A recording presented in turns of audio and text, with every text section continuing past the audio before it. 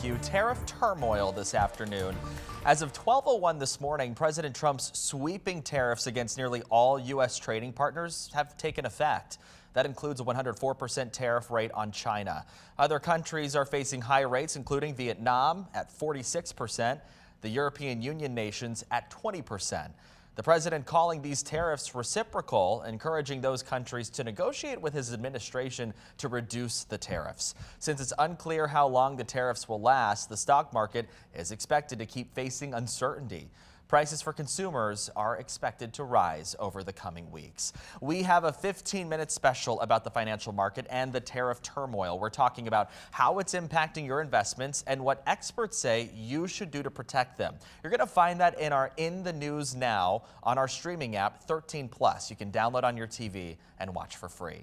One of the main goals of the president's tariffs is to boost American-made manufacturing, and that's something Governor Gretchen Whitmer has spoke about today in Washington, D.C. 13 on Your Side's political reporter Josh Albertus now joins us live in the newsroom. Josh, good afternoon to you. Big speech for the governor, given what's been happening here.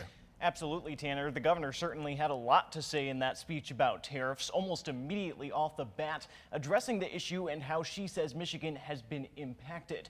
The White House has continued to defend those decisions, signaling they'll work to energize, as you said, American manufacturing and balance the nation's trade deficit. But, and this is something we've heard as well from experts we've talked to throughout the week, Whitmer homing in on the particular impact these tariffs are expected to have on Michigan because of its reliance on the auto industry and how changes to that supply chain with the cars going back and forth over the border could impact every corner of our state.